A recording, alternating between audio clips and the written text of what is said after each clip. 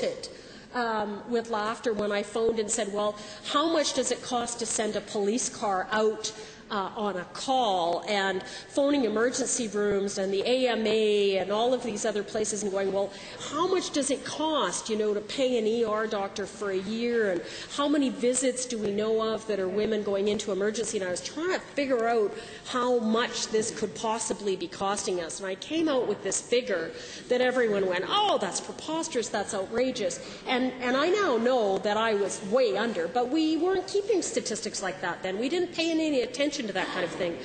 And at the time, we started to say, we think 1 woman in 10 is a victim of spousal abuse.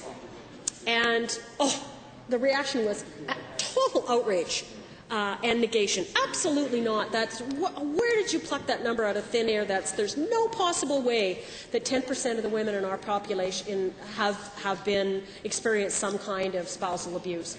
Well, as years went on, we were able to gather the statistics. We knew we needed to speak the language of the people that held the money and held the power. And that was all about statistics. It was all about showing how many people were affected, how many times the police were called, how many times there was an admission into the ER. It was all the stuff that I was trying to do at that time, that 30 years ago.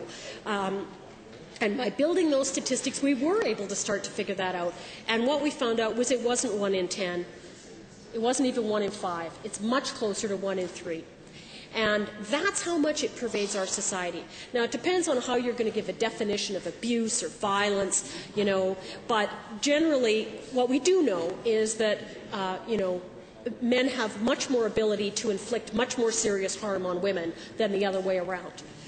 So even where you have statistics that show that battering goes both ways, and we certainly have those statistics, the damage that is done is far more serious and long-lasting and lethal to women than to men.